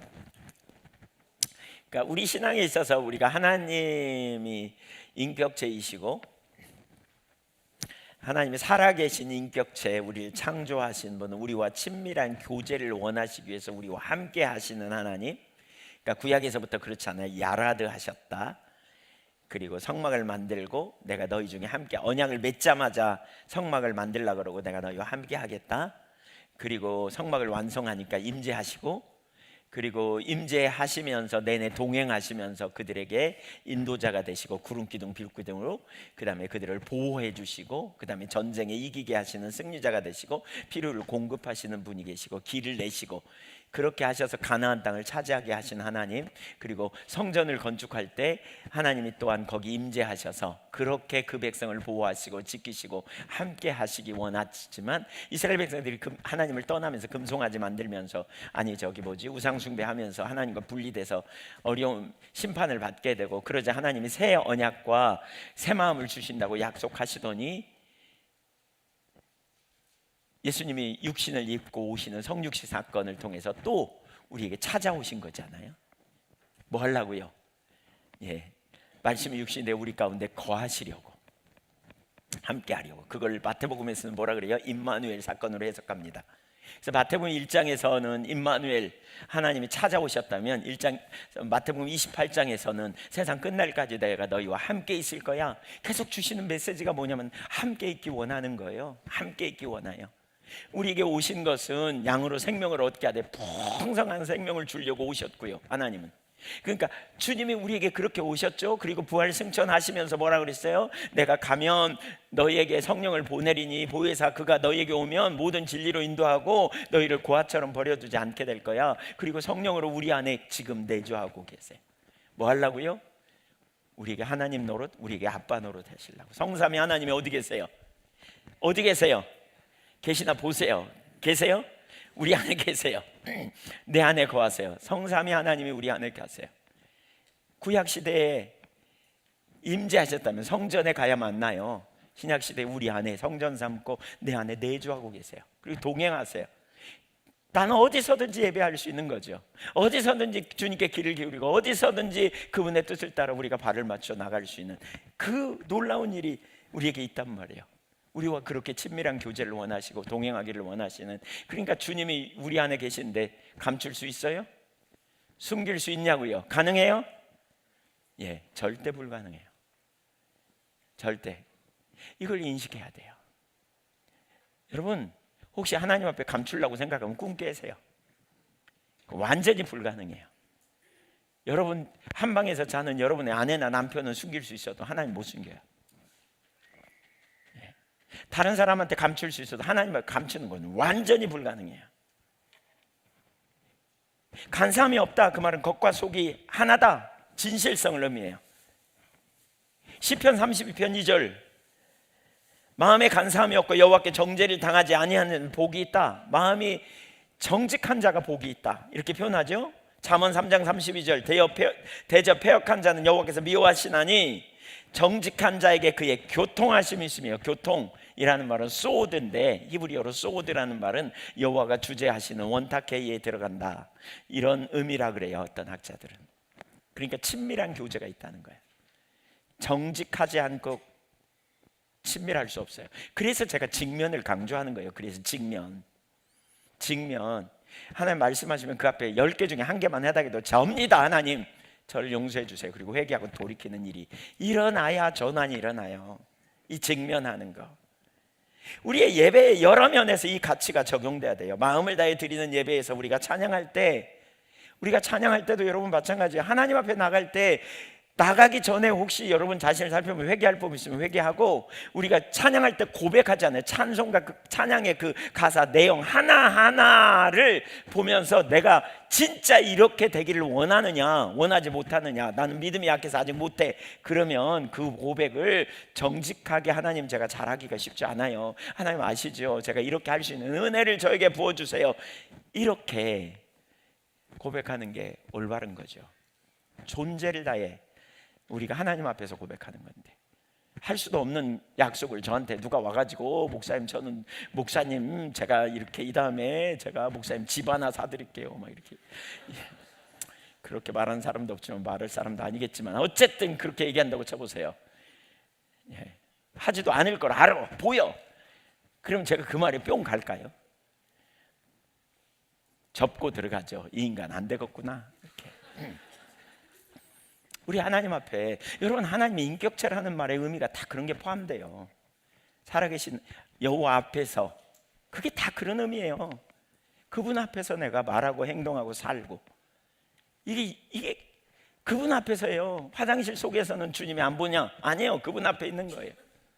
어디 가든지 내 말과 행동과 예배 중에 특별히 하나님 앞에서 내가 고백하는 거, 이 하나하나 진실해야 돼. 진실해, 정직함. 그뿐만이 아니라 예배할 때 하는 행동, 태도, 내 온 마음을 다하고 힘을 다하여 하나님을 예배할 때 춤을 추거나 깊은 인상을 주기 위해 사람들 앞에 연주하거나 이 의미 없어요. 단순하게 하나님 앞에서 예배하고 단순하게 하나님을 영화롭게 하고 이런 자리에 서는 것. 대표적으로 다윗 같은 경우에, 다윗 얘기가 되게 많이 나오죠. 다윗이 그런 부분에 참 모델이 되니까 열왕기상 9장 4절과 5절에 보면 그 다윗이 열왕들의 기준이 되잖아요. 다윗과 같지 않더라 그 마음이, 다윗과 같았더라. 심지어 사도행전 13장에 보면 다윗은 내 마음에 합한 사람이다, 그래서 하나님의 뜻을 다 이루었다, 이런 표현도 나오죠. 열왕기상 9장 4절 5절 읽어봅니다. 시작.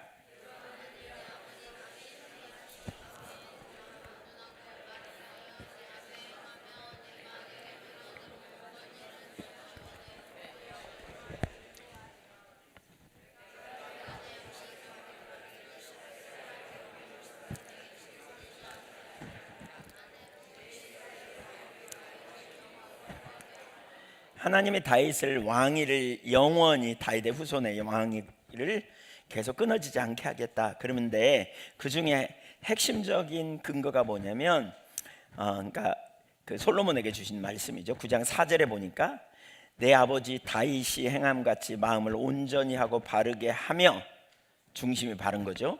내 앞에서 행하여, 그러니까 하나님 앞에서, 여기 또 나오죠. 하나님 앞에서 행하는 거예요. 내가 명령한 대로 온갖 일을 순종하여 내 법도와 윤리를 지키면, 이랬어요. 근데 가장 시작이 어디냐면 마음을 온전히 하는 거예요. 여기 마음을 온전히 한다는 단어가 뭐냐면 겉과 속이 같은 마음, 그 동기가 섞이지 않은, 불순물이 섞이지 않은 정직함, 이런 의미예요. 그러니까 그걸 영어 성경은 뭐라고 번역하냐면 인테그리티, 통전적 정직함, 이거죠. 여러분, 이게 우리가 하나님 앞에서 가져야 될 가장 기본적인 태도예요. 겉과 속이 똑같아. 하나님 앞에서, 예. 하나님, 제가 복 주시면 잘할게요. 속으로는 그거 주면 자식에게 물려주려고. 이거 안 통하는 거죠. 그 의미 없죠. 그렇죠. 그러니까 겉과 속이 다른, 그냥 이렇게, 이게 아니고 있는 그대로 고백하는 거예요. 하나님, 제 자식 좀 뭘 줘야 되겠는데 돈이 없어요, 좀 주세요. 이러면 차라리 정직한 거죠. 안 그런 척, 이거 안 통해, 안 통해. 그러니까 우리가 어떻게 살아야 하는지, 이 정직함 속에 하나님과의 관계의 기본이 있어요. 기본. 오늘부터 확 정직하시기로. 아멘. 그러니까 잘못했으면 잘못했다고 인정하세요. 주님이 그 잘못할 줄 몰라서 아들을 주셨겠어요. 다 아들 주신 거는 네가 네 힘으로 안 돼. 너 잘못한 거 내가 다 알아. 그러니까 네 죄 용서 받아야 돼. 그래서 달리셨다니까요. 그러니까 주님 잘못했어요. 그러면 이미 주님은 용서를 하셨어. 그리고는 우리를 싸매 주시고 돌봐 주시는 분이죠. 예. 되지도 않은 것 붙잡지 말고. 다섯 번째, 경배를 드리면서 우리는 성령의 역사를 어떤 모양으로든 환영합니다. 우리가 하나님을 찾으면 하나님이 우리에게 임하십니다. 그리고 하나님께서 임하시면 그분만 하실 수 있는 놀라운 일들이 우리 가운데서 우리를 위해 행하시는 역사를 나타내시죠. 그러니까 우리가 하나님을 찾으면 하나님 임하세요. 그때 성령의 역사가 우리 가운데 나타날 수 있다는 거죠. 우리는 그런 성령의 역사를 어떤 모양이든 환영하고 받아들여야 되는 거예요. 고린도전서 14장 26절 한번 보시죠. 이 초대교회 예배 형태예요. 고린도전서 11장부터 26절까지 모일 때라는 단어가 7번인가 나와요. 근데 이 모일 때는 예배를 의미해요. 같이 읽어보죠. 그걸 염두에 두고 시작.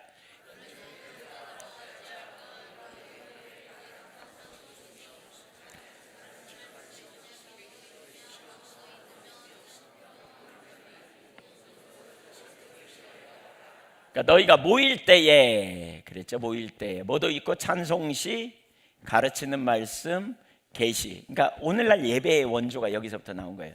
찬송시는 찬양이고요. 경배 찬양, 말씀, 가르치는 말씀은 설교고요. 그 다음에 계시, 방언, 통역. 이건 뭐냐면 성령의 사역이에요. 그러니까 우리가 초대교회 예배에 하나님을 예배하고 나갈 때 하나님이 임재하시는 역사가 있었다는 거예요. 그래서 성령의 역사가 나타나. 그래서 우리가 예배를 드리면 성령의 임재를 기대하는 거죠. 성령님의 나타나심, 성령님의 나타나심을 통해서 우리 가운데 여러 가지 일들이 일어나는. 예를 들면 이제 몇 가지 예를 들어보면 우리가 하나님을 전심으로 찾을 때 하나님이 임재하시는 일들이 있을 때 나타나는 것 중에 하나는 뭐냐면 하나님의 위로와 평강과 기쁨이 나타날 수 있습니다. 그러니까 로마서 14장 17절 보세요. 하나님의 나라는 먹는 것과 마시는 것이 아니요 오직 성령 안에 있는 의와 평강과 희락이라 그랬죠. 그러니까 바울이 아시아에서 복음을 전하려고 힘쓰고 있었잖아요. 근데 성령이 막으셨어요. 그때 바울이 집중적으로 하나님을 찾았거든요. 예, 찾았어요. 거기 이제 그 단순히 기도하는 이 영역만 있지 않았을까요? 찬양 경배도 같이 했을 거예요. 근데 그런 가운데 무슨 일이 벌어졌냐면 거기에 그러니까 올바른 방향을 인도했죠. 그때 얼마나 신났겠어요. 얼마나 신났겠어요. 바울이 그 에베소 지역에 갔을 때, 빌립보 지역에 갔을 때 감옥에 갇혔죠. 그때 찬송과 기도를 하나님 앞에 드릴 때 무슨 일이 벌어져요? 착고에 채여 있는데 그 착고가 풀리고 감옥문이 활짝 열리고 그 일을 통해서 무슨 일이 벌어져요? 그 빌립보 감옥의 간수 일가족을 구원하는 일이 일어났잖아요. 얼마나 위로가 됐을까 생각해 보세요. 우리가 하나님을 찾을 때 하나님 무슨 일을 이루시는지 여러분 그런 경험 되게 많이 해보셨을 거예요. 하나님 찾으면 내가 마음이 우울하고 힘든 상황에 하나님 찾으면 내가 너와 함께한다 이런 감동을 주실 때 있잖아요. 예.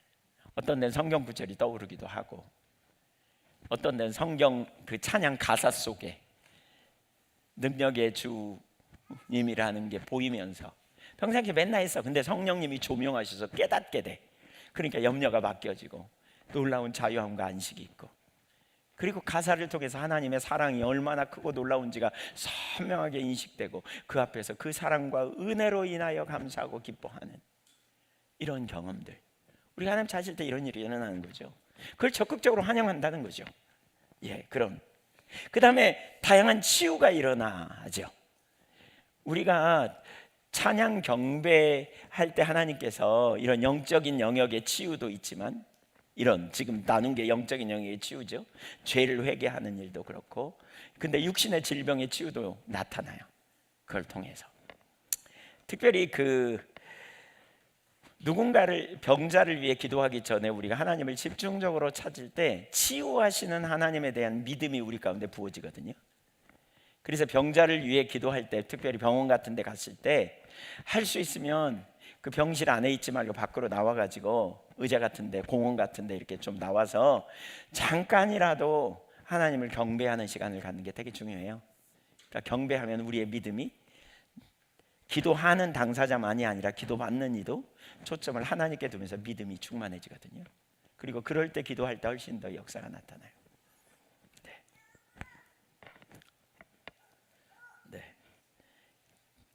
이사야 6장을 한번 보세요. 이사야 6장. 그러니까 이사야 6장을 보면 그런 예들이 종합적으로 나타납니다. 1절부터 4절까지 보면 우선 하나님의 영광을 경험하죠. 그러니까 왕이 죽던 해에 내가 본즉 주께서 높이 들린 보좌에 앉으셨는데 그 옷자락은 성전에 가득하고 스랍들은 모시고 섰는데 6 날개가 있어 둘로는 자기 얼굴을 가리웠고 발을 가리웠고 3절 서로 불러 이르되 거룩하다 거룩하다 만군의 여호와여 그의 영광이 온 땅에 충만하다. 이걸 목도한 거잖아요. 4절 이같이 화답하는 소리로 자의 소리로 말미암아 문지방에 터가 요동하며 성전에 연기가 충만한지라. 이거 뭐예요? 하나님의 영광을 목도한 거예요. 그러니까 우리가 경배 찬양하는 하나님이 누구인지, 그분의 전능하심, 그분의 전지하심, 그분의 사랑, 그분의 신실하심, 그분의 선하심, 이런 게 선명하게 이렇게 깨달아지게 되는 하나님의 하나님 되심이 무엇인지, 이런 일이 일어나요. 그 다음에 5절에 보면 그런 가운데 또 무슨 일이 벌어집니까? 처지를 인식합니다. 하나님 앞에서 내가 보인 거예요. 하나님이 나를 어떻게 보시는가가 내 눈으로 보여. 그러니까 하나님 앞에 내가 끔찍한 죄인이구나, 이게 보이는 거예요. 그때 내가 말하되 화로다 나여 망하게 되었도다. 야, 내가 진짜 심각한 죄인이구나, 이걸 깨달은 거예요. 왜? 빛 대신 주님의 임재 앞에 나가면 우리 자신이 보이는 거죠. 그래서 이런 일이 일어나요. 그리고 그 결과 어떻게 됩니까? 회개하니까 6절 7절에 하나님이 그를 정결케 해주시는 체험을 경험하죠. 특별히 7절 줘보세요. 이것이 내 입에 닿았으니 내 악이 제하여졌으며 죄가 사하여졌느니라. 용서의 체험, 정결케 하시는 은혜의 경험, 놀라운 은혜를 경험하는 시간이 일어나는 거죠. 그리고 8절에 보면 소명이 주어집니다. 소명. 읽어볼까요? 시작. 주께서 이르시되 내가 누구를 보내며 누가 우리를 위하여 갈고 그때 내가 이르되 내가 여기 있나이다 나를 보내소서 하였더니. 그런 가운데 하나님의 목적이 뭔지 보이죠. 하나님의 의도가 뭔지. 그래서 여러분 찬양 경배하다 보면 하나님의 일하심이 보이죠. 우리가 지속적으로 동행하는 삶은 성령에 의한 삶이라고 저는 보거든요. 그게 이제 구약으로부터 보면 분명해요. 우리가 이 시대에 동행하는 건. 근데 성령에 의한 삶이 우리가 3가지로 정리할 수 있는데, 그 중에 하나는 성령께서 우리 내면에서 일하세요. 그게 새 창조의 역사를 이루세요. 성령께서 우리 새 창조의 역사가 뭐예요? 나를 변화시키는 일을 하세요. 내가 교만한 거 깨뜨리고, 내가 자기중심적인 거 깨닫게 하고 돌이키게 하고, 내 성품에 그 성령의 9가지 열매를 맺는 새 창조 역사를 이루세요. 하나는. 두 번째로는 성령께서 무슨 일을 하시냐면 아버지의 일에 나를 동참시켜요. 내 아버지가 일하니 나도 일한다. 그러면서 아버지의 목적을 우리에게 딱 보이게 하세요. 그래서 그 일에 우리가 동참하는 일자로 서는 거예요. 이 새 창조의 역사와 그 다음에 이제 동역자로 하나님께, 성령께서 동역자로 우리를 이끄시는 이런 역사들을 경험해요. 그 다음에 3번째로 뭐냐? 3번째가 성령의 은사를 통해서, 성령의 나타남을 통해서 사역을 감당하게 해요. 그러니까 이제 성령에 의한 삶에 잘 이해가 되면 우리가 이 땅에서 지속적으로 주님이 진리로 우리를 이끄시는 것에 반응해서 진리 가운데 우리가 승리하는 삶을 살고요. 또 주님이 사역하시는 우리가 계속 우리가 동역자로 반응하면서 쓰임받는 이 삶이 우리에게 필요해요. 이 삶이 지속적으로. 그리고 성령의 나타남을 기대하는. 그러니까 이렇게 우리가 하나님을 찾을 때에 성령께서 우리를 이끄시는 중에 하나가 당신의 목적을 보이는 거죠. 당신의 목적을. 저는 그런 경험을 개인적으로 많이 합니다. 예배 중에 주님을 막 찾다 보면 어떤 때는 누가 생각나요. 그러면서 어떤 때는 도와야 될 필요가 있다, 이런 생각이 들 때가 있어요. 이렇게 어떻게 해야 될까? 재밌는 경험을 꽤 많이 해요. 하나님이 어떻게 필요를 채우시는지 그분으로 경험하게 하는 이런 경험도 많이 하고, 또 개인적인 사역도 필요하고. 그러니까 이제 이런 영역의 실제가 되는 게 되게 중요하다 싶어요. 실제가 되는 이런 영역. 근데 찬양 중에, 경배 찬양 중에 그런 일이 일어나는 거죠. 그 다음에 다양한 은사와 능력이 부어질 수 있어요. 찬양 경배 중에. 찬양 경배 중에 지금 몇 가지 했죠? 5가지 했어요. 5가지. 5가지. 첫째가 뭐라고요? 하나님의 영광을 위해서. 하나님의 영광을 위해서. 두 번째는 뭐예요? 친밀한 교제를 우리는 추구한다. 그렇죠? 세 번째는요? 네 번째는? 다섯 번째는? 네, 마지막 한 가지 이제 나올 준비하세요, 찬양팀. 마지막 한 가지 뭐냐? 우리는 현대적 경향의 예배를 추구해요. 그러니까 우리가 되게 중요한 게 이거더라고요. 제가 보면서 이게 필요해요. 교회는 계속해서 이렇게 그 본질을 버리면 안 돼요. 본질은 달라지면 안 돼요. 신앙의 본질은. 근데 본질을 담는 기구를 잘 따라가는 게 되게 중요해요. 본질을 담는 기구를 계속 따라가는 게 중요해요. 그 세대에 맞게 예배가 계속 맞춰가고 또 그런 시대의 흐름을 우리가 맞춰서 닮아가는 게 되게 중요해요. 과거에는 전통 되게 중시 여겼고 어떤 의식을 중시 여겼다면 예배에, 근데 요즘 세대는 의식 여기에 이렇게 굉장히 다르죠. 이전에는 요즘 젊은 세대들 그런 의식, 옛날 의식 이거보다는 본질을 집중하는 경향이 훨씬 강하거든요. 서울의 어느 교회를 보니까 본질이 변하지 않고 의식에 대한 영역에 있어서의 그러니까 의식을 완전히 없앤 것도 아니죠. 근데 거기에 맞게 새롭게 이렇게 바꿔가는 형식을 취하면서 젊은이들이 되게 많이 모이는, 그리고 거기에 하나님께서 이 시대에 행하시는 아주 좋은 트렌드 중에 하나라고 이렇게 목회와 신학 잡지에 나온 걸 제가 봤는데요. 근데 우리는 이게 진짜 어려운 것 같아요. 한 번 굳어지면 끝까지 가.